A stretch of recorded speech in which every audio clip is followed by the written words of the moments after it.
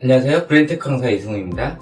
이번 강의는 아이를 육아를 할 때 꼭 필요한 내용 중에 하나인데, 지금 부모님들은 아이를 낳고 나서 또는 낳기 전에 어떻게 아이를 육아를 할 것인지 미리 알고 하시는 분도 있겠지만은, 또는 그런 쪽에 교육 쪽에 이미 알고 계셨던 분들은 그에 맞춰가지고 육아를 하지만은, 그렇지 않는 많은 부모님들은 아이를 낳고 나서 그 이후부터 아이를 육아를 하기 시작을 하는데, 여러 가지 아이들이 태어나면서부터 문제가 발생되고, 그것을 미리 캐치하지 못하면은 여러 가지 난감한 상황에 많이 발생되기 때문에, 그런 것들로 인해서 잘못된 교육과 잘못된 훈육으로 아이들이 많이 어긋난 길로 갈 수 있는 이런 현상들이 발생될 수도 있어요. 특히 10년 전과 비교를 해서 요즘은 그런 현상들이 더 많이 발생되고 있고, 앞으로 이런 육아를 받아온 아이들이 다시 또 아이를 낳았을 때 또 다른 문제점이 발생되게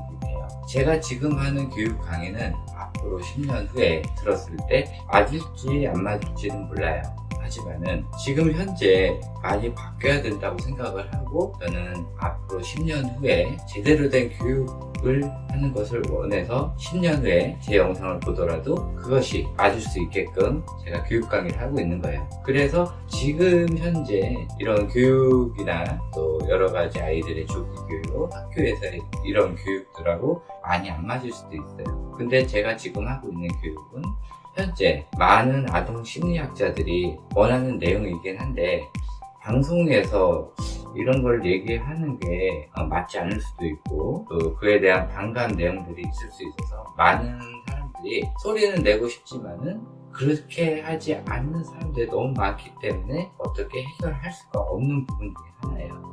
말로는 이런 것들이 안 좋다고 얘기하지만 실질적으로 많은 95% 이상의 부모님들이 하고 있어요. 그래서 실제로 현장에서 아이를 교육하는 이런 사람들이 바뀌어야 되는데, 이런 사람들이 거의 다 돈에 모든 교육을 맞추기 때문에, 그렇지 않는 정상적인 교육을 하는 사람들은 돈을 벌 수가 없는 그런 상황이 생길 수가 있어요. 그래서 어쩔 수 없이 교육하시는 분들도 그거에 쫓아서 사회에 맞춰서 나가게 되기 때문에 점점 아이들이 안 좋은 길로 빠질 수가 있고, 많은 촉법소년 이런 아이들이 발생될 수가 있어요. 자, 이랬든 저랬든 아이를 낳았을 때 아이의 예절 교육 또는 여러 가지 경험 교육 또는 학교 학습 교육 이런 것들을 하는데, 학교 가기 전에 너무 많은 학습량을 하게 되면 아이가 문제가 발생될 수도 있고, 또 학교에 가서도 학교 가기 전에 아이한테 얼마큼 해줬냐에 따라서 학교 갔을 때 문제가 발생되는 아이도 있고 없는 아이들도 있어요. 또 학교에 가면서 초등학교 5학년 6학년 때까지 또 따로 해줘야 될 부분이 있어요. 그런데 모든 어머님들의 육아들이 학교를 가는 순간 다 그렇게 돼요. 그래서 초등학교 때부터는 그냥 공부 이렇게 얘기하는 바람에 아이들이 어긋나는 경우도 있어요. 자, 그 부분에 대해서는 나중에 한 번 더 설명할 기회를 갖고요. 아이를 육아를 하는데 여러 가지 문제점이 발생되는 게, 그거에 의해서 여러 가지 또 상담을 받게 돼요. 이 상담을 받을 때 아이마다 천차만별이에요. 그렇기 때문에 모든 아이를 동일시해서 상담하는 이런 것들은 피해 주셔야 돼요. 아이가 어떻게 다루고 어떤 식으로 상담을 하는 것이 옳은지, 또 걸러야 되는 거는 어떤 것인지 요거에 대해서 한번 알아보도록 할게요. 현재 많은 교육 강의 프로그램들이 있는데 좋은 것도 있지만 걸러야 될 것들이 거의 다 많아요. 그래서 어떤 것들을 걸러야 되고 또 어떤 것들을 주의해야 되는지에 대해서 말씀을 드리도록 할게요. 아이의 성격 및 학습에 대해서 알아볼게요. 일단 아이의 성격 형성은 여기에서 보시다시피 기질과 랩타입과 유전에 의해 바뀌게 되어 있어요. 기질은 아시다시피 느린 기질, 까다로운 기질, 그리고 우리가 보통 얘기하는 순한 기질이에요. 보통 아이들이 다 순한 기질로 태어나기는 하지만은 가끔 가다가 15%에서 20%의 확률로 느린 기질이나 까다로운 기질로 태어날 수 있고요. 이 기질에 대해서 어떤 식으로 해서 아이가 이렇게 느린 기질이나 까다로운 기질이 나온다는 그런 거는 밝혀진 바는 없는데, 제가 생각하기는 바로는 임신 때 어머님의 이런 상태가 너무 예민해 있다든지, 아니면 어머니 자체가 너무 좀 예민한 기질이었다든지, 그래서 태아를 가졌을 때 너무 성급한 마음이나 조급한 마음, 또 주변에 의한 이런 스트레스성으로 아이들이 순하지 않는 이 느린 기질과 까다로운 기질이 나올 가능성이 굉장히 많아요. 뇌 타입은 제가 지금 강의하고 있는 거죠. 운해 타입과 좌뇌 타입이 있어요. 그래서 원래는 운해 타입으로 태어나는 게 정상이에요. 그런데 사회의 이런 문화랑 환경에 따라서 운해보다 좌뇌가 더 강하게 태어나는 사람들이 한 30% 정도가 있어요. 사람들은 원래는 운해형으로 태어나서 학교 가기 전에 사람들과의 이런 교류관계, 예술성 이런 것들을 키운 이후에 7살이 넘어서 좌뇌가 커지면서 학습을 할 수도 있고, 또 분석을 할 수 있고, 판단을 할 수 있고, 다른 사람들에게 사과를 할 수 있고, 책임감을 느낄 수 있는 이런 것들을 약 5학년 때까지 배우게 돼요. 그래서 5학년이 지나면은 그때까지 배운 이런 것들을 가지고 평생 아이들이 살아가게 되는 거예요. 그렇기 때문에 아이들이 사춘기가 지나서부터는 고치기가 참 힘들어요. 그때부터는 부모님의 아이 눈치를 보게 된단 말이에요. 그렇기 때문에 아이들이 뇌가 완성되기 5학년 전에 모든 교육을 완성을 시키셔야 돼요. 유전이란 무엇이냐? 아이가 태어났을 때, 그러니까는 태어나기 전에 생각을 해봐야 돼요. 엄마의 난자와 아빠의 정자가 결합이 되는 그 순간부터 유전적인 성질을 갖게 돼요. 건강하지 못한 정자가 붙는다든지, 남자의 상태가 조금 불안정한다든지, 또 35세 이상은 노산이라고 불리는데, 35세 이상의 여성분이 초산을 했을 때 아이가 여러 가지 문제 성향이 발생돼서 태어날 확률이 많아요. 그 다음에 임신 3개월 이내에 어머니 흡연이나 음주나 스트레스 작용에 의해서 아이들의 이 신체나 뇌 발달 과정이 잘 안 좋았다든지, 또 3개월 이후부터 아이 출산 때까지 어머님이 스트레스를 받았는지 안 받았는지, 또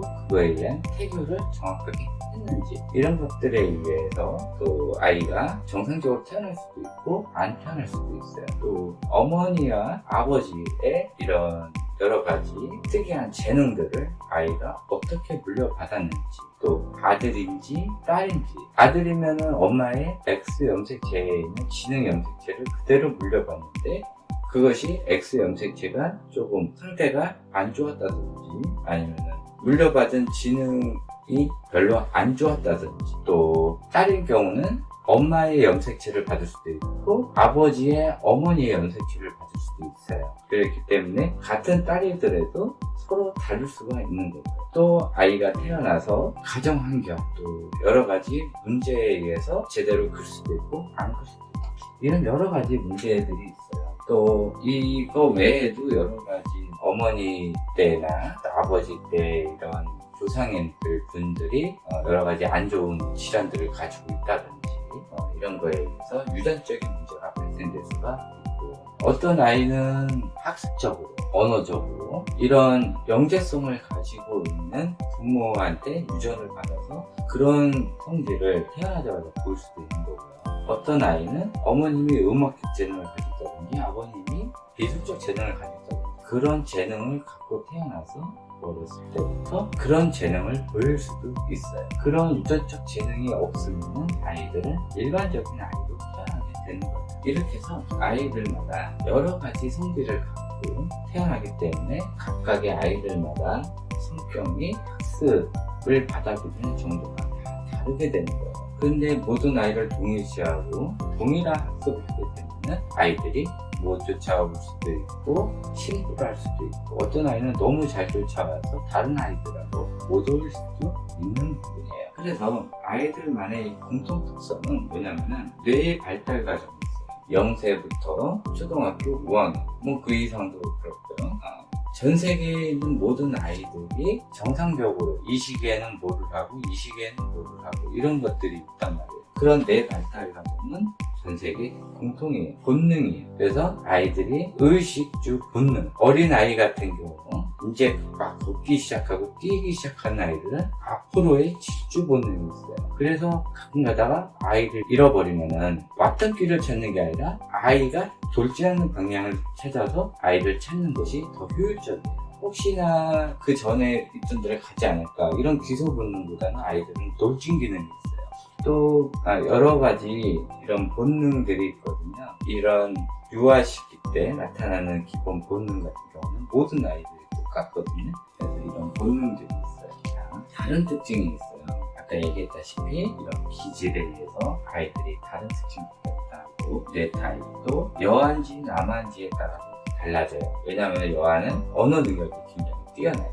남아 같은 경우는 공감이 아니에요. 공간 지각이 굉장히 뛰어나요. 또 아이가 다문화 집안인지 아닌지, 또 한부모 가정인지 아닌지, 또 가정 형편이 좋은지 나쁜지, 또 일반 가정인지, 가정 자체가 뭐 전체도 뭐 의사 집안이라든지, 또 변호사 집안이라든지, 이런 가정 환경에 따라서 아이들이 또 다르게 자라고 또 아이의 나이에 따라서 또 다른 특징을 보여요. 그래서 질문을 하실 때 몇 살인지 밝히지 않고 아이가 생떼를 부려요. 어떻게 해야 될까요? 라고 물어보시는 분들이 있어요. 그런데 보통 2세에서 3세 사이 이제 언어 배우고 나서 이때는 생떼를 모든 아이들이 부려요. 그게 본능이에요. 근데 이런 아이를 어떻게 해야 될까요? 라고 하는 것보다는 어떤 식으로 아이한테 훈육하는 게 좋을까요? 라고 물어보시는 게 좋아요. 무조건 못하게 하는 게 아니라 어떤 식으로 하는 게 좋은 건지, 또 이런 아이 훈육할 때 어떤 실수를 하면 안 되는 건지, 이런 것들을 물어봐 주시는 게 굉장히 좋아요. 자, 육아 참고 자료가 있어요. 보통 모든 부모님들이 많이 쓰시는 방법 중에 하나가 맨 처음에 물어보시는 게 아이가 문제가 있을 때 일단 부모한테 물어봐요. 이게 좋을 수도 있고 나쁠 수도 있는데 일단은 아이가 아프거나 이러면은 부모한테 물어보는 게 제일 좋죠. 병원에 물어보는 것도 좋지만 한밤중에 병원에 전화할 수 없으니까 부모한테, 어머님한테 전화를 하죠. 이렇게 해서 하는데 이 교육에 의해서는 부모보다는 다른 방법을 쓰시는 게 좋아요. 부모님 교육 방법이 정확하지는 않아요. 네, 20년, 30년 전 방법이에요. 지금은 세상이 변하기 때문에 20년, 30년 전의 방법을 쓰면 우리 아이한테 안 맞아요. 옛날 20년, 30년 전에는 스마트폰도 없었고 이런 영상이라고 해봐야 TV 하나 깔랑 있어요. 그때는 무선방송도 아니고 정규방송 채널만 있었단 말이에요. 그러니까 아이들이 할 게 없으니까 낮에는 나가서 아이들하고 놀고 집에 들어와서 많이 봐야 만화 정도 보고 그 다음에 이제 아이들이 숙제하고 가고 잤단 말이에요. 지금은 아무 때나 영상을 볼 수가 있단 말이에요. 또 낮에도 케이블 방송을 볼 수가 있어요. 벌써 시대가 다른데 옛날 방식대로 이렇게 하다 보면 아이들이 문제가 생길 수가 있어요. 그래서 옛날 방식은 옛날 방식이고 교육에 한해서는 지금 트렌드를 쫓아가시면서 하지 말아야 될 것만 제거를 해주시는 게 굉장히 중요해요. 그 다음에 부모한테 안 되면은 물어보는 게 옆집 엄마한테 물어봐요. 근데 이것도 웃긴 게 뭐냐면은 옆집 아이랑 우리 아이랑 달라. 근데 보통 옆집 엄마라고 하면은 공부 좀 잘한다고 생각하는 엄마인데 그래봐야 같은 나이 또래예요. 이 같은 나이 또래에 아이가 잘했든지 뭐했든지 이런 아이들한테 물어봐야 아무런 소용이 없어요. 굳이 물어보시고 싶으면은 지금 한 중학교, 고등학교 된 어머니한테 물어보시는 게 좋아요. 유아 시기에 조금만 아이 교육을 시키면은 당연히 더 뛰어나 보여요. 근데 그걸 부러워하지 마세요. 7살 이전에 너무 많은 교육으로 그렇게 해서 잘 큰 아이들, 초등학교 넘어서는 그런 어머니들 다 사라져요. 이유가 뭘까요? 폭풍이 심하다는 거예요, 어머니들이. 그리고 조금만 더 잘하면 너무 부각시켜서 우리 아이 영재 아닌가 이렇게 착각을 한다는 거예요. 그래서 옆집 어머니한테 물어보는 거 굉장히 안 좋고 이 아이랑 우리 아이랑 달라요. 기질도 다르고 뇌 타입도 다른데 이쪽 어머님이 하시는 말 들어봐야 우리 아이가 운이 좋으면 맞을 수가 있는데 운이 나빠서 안 맞게 되면은 우리 아이가 망가질 수가 있는 거예요. 그 다음에 많이 물어보는 게 학습지 교사예요. 이거는 절대 하지 마세요. 하나도 안 맞아요. 해봐야 무슨 한 과목 더 하세요, 요거 하세요, 저거 하세요 이렇게 기대하니까 절대 하지 마시고 이 학습지 교사들이 보통 예를 드는 게 좀 똑똑한 아이들 이런 애들 하는데 똑똑한 아이들 해봐야 그 나이 또래예요. 그리고 이 학습지 교사들은 많이 가봐야 뭐 3살부터 초등학교 2학년 3학년밖에 못 가요. 그리고 그 아이가 어떻게 컸는지 몰라요. 그렇기 때문에 절대 들으실 필요 없어요. 그 다음 제일 중요한 맘카페예요. 여러분들 절대 묻지 마세요. 물어봐야 제대로 된 대답도 안 나오고 가지고 자기 자식 자랑하는 이런 대답뿐이 아니에요. 그리고 말도 안 되는 내용들이 나오는데 저도 어떻게 하다가 한번 보게 됐는데 제가 답변을 달 수가 없어요. 아카페라. 근데 답변들이 진짜 어이가 없는 답변들이 많아요. 그러고서는 더 웃긴 거는 거기에 대댓글이 그렇게 하는 거구나. 우리 아이 이렇게 했어. 이렇게 댓글을 다는 거예요. 맞지도 않는 거를 서로 막 호응을 해서 하는데 절대 하지 마세요. 이게 다 위험한 거예요. 이거 절대 안 좋은 거예요. 이것도 하지 마세요. 네이버 지식인에 물어볼 거면은 그 시간에 책을 하나 찾아보세요. 그게 더 나아요. 하지 마시고요. 이것도 별로 안 좋아요. 답변도 제대로 된 답변을 들으시려고 하는 건지 정말 답답해서 하시려고 하는지 모르겠지만 네이버 지식인의 아이의 이런 문제 활동 이런 것들을 안 올리는 게 좋아요. 이것도 안 돼. 아이가 문제가 있는데 이걸로도 해결이 안 돼. 그런데 이거를 하는 동안 아이는 이미 걷잡을 수 없는 상태로 망가져 있어요. 조그마한 문제가 있어가지고 부모한테 그러고 옆집 엄마한테 그러고 이런 식으로 가는 사이에 1년에서 2년이 흘러요. 그러면은 아이는 조그만 훈육으로 고칠 수 있는 문제가 이제 커다란 문제로 발생이 되게 돼요. 그러면은 그때 돼서야 어디로 가요? 주변 심리 상담소로 가요. 그런데 이런 심리 상담소에 놀이치료랑 같이 돼 있는데 이런 데는 무조건 아이가 잘못됐다고 얘기를 해요. 뭐가 아이가 잘못됐어요? 그럼 또 제대로 된 답을 안 해줘요. 그냥 아이 놀이치료하고 심리치료하고 이런 식으로 뭐 3개월에서 뭐 6개월 정도 일주일에 2번 나오시고 한 달에 8만 원이에요. 이런 식으로 해서 한 달에 뭐 10회 치료 이런 식으로 해서 하면은 아이가 좋아질 거라고 얘기를 해요. 근데 뭐 한 번, 두 번, 세 번 하다 보면 기분상 좋아지는 것 같은데 그게 좋은 건 아니에요. 왜냐면은 아이가 문제가 있을 수도 있고 또 어머님이 문제가 있을 수도 있단 말이에요. 근데 이거를 아이를 치료하잖아요. 그러면은 아이는 상담소에서 제대로 잘 치료하는데 집에만 오면은 더 심한 현상이 발생돼요. 거기서는 잘해주는데 엄마는 해주는 행동이 똑같단 말이에요. 그렇기 때문에 더 많이 불만이 쌓여요. 그래서 이유도 설명을 안 해주고 그냥 강제적으로 아이 놀이치료나 심리치료를 한다는 이런 동네의 심리상담소는 가시면 별로 좋지가 않아요. 다 나쁘다는 건 아니에요. 그러니까 뭐 잘 알아보시고 가시는데 순서가 잘못된 거예요. 지금 보통 안 되다 가는 게 소아 전문을 찾아가는데 뭐 먼저 여기를 찾아야 돼요. 이런 거 하기 전에 소아 전문을 먼저 찾고 그 다음에 여기서 말하는 대로 이 심리 상담소에서 놀이치료를 가는 게 원래 정석이에요. 이것도 안 됐을 때 소아 전문의 찾아가기 전에 찾는 게 이 유튜브에서 이것저것 찾고 유튜브나 아니면은 책 같은 걸 본단 말이에요. 그런데 이런 유튜브에서도 여러 종류가 있단 말이에요. 유튜브에. 자, 보시면은 유튜브에서 제일 많은 조회수를 얻는 게 부모님 관점에서 보는 유튜브예요. 이게 부모랑 호응을 얻고 공감대를 사는 거예요. 그래서 모든 아이는 다 잘못되고 부모님이 정답이다. 그래서 아이를 고치는 거거든요. 말도 안 되는 소리죠. 근데 조회수가 뭐 심하게는 막 100만 조회수가 이게 거의 뭐 최종 단계에서 찾는 거예요. 의외로 부모님들이 유튜브 많이 보고 그렇죠? 육아 유튜브는 거의 안 봐요. 그런 와중에 100만 조회수가 나오는 게 부모님 관점에서 아이가 잘못됐다는 얘기를 하는 거죠. 이것이 조회수가 제일 많고 이것이 제일 위험한 유튜브예요. 이거대로 했다가는 아이들 싸우리다 막아요. 자, 두 번째가 어그로성. 그냥 제목에다가 우리 아이가 18개월인데 한글을 읽었어. 이런 식으로 어그로성. 읽기야 읽지. 그러면서 막 똑똑한 것처럼 얘기를 한단 말이에요. 유튜브에. 18개월이면은 이제 막 할 나이인데 한글을 읽는단 말이에요. 그럼 막 부럽다고 얘기를 하지. 그런데 이런 것들 안 좋아요. 이런 거는 그냥 걸르세요. 그냥 이런 애들 있구나 라고 생각을 하고 그냥 걸르세요. 그러지 마시고요.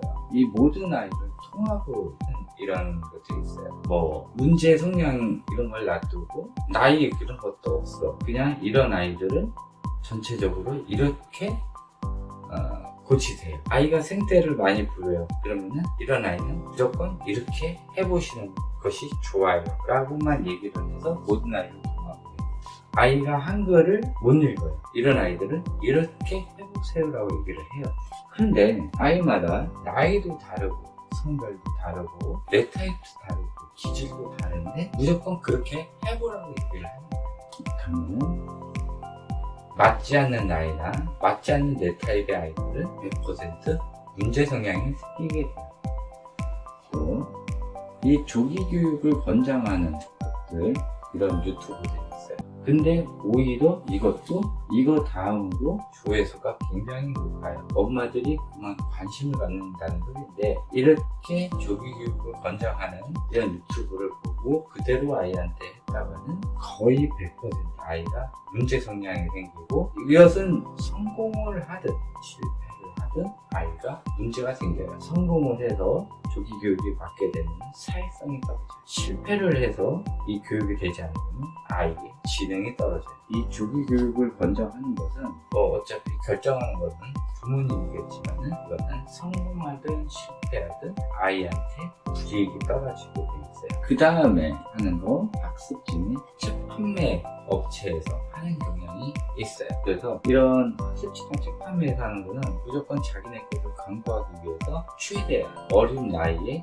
조기 교육을 권장하는 이런 것들이에요. 그래서 이런 학습지에서 하는 광고성, 또 무슨 책을 판매하기 위해서 나오는 이런 광고성 유튜브는 거르셔야 돼요. 여기부터 중요한 거. 근데 저는 지금 댓글 다시는 분이 별로 없기 때문에 솔직히 이렇게 얘기는 하긴 하지만은 웬만하면 댓글을 많이 달아드리려고 하고, 좀 아이가 좀 위험 단계다 이럴 때는 제가 댓글을 거의 뭐 A4 용지 한 장 그냥 달아주기도 해요. 그런데 어떤 데 댓글 가면은 뭐 조회수가 뭐 10만원만 돼도 솔직히 못 달아요. 그러면은 뭐라도 해줘야 되는데 그런 건 없어. 다들 급해가지고 우리 아이는 어떤데 이러는데, 뭐 강의 올리시는 분들은 강의 한 번 올리면은 20만원 30만원씩만 들어온다.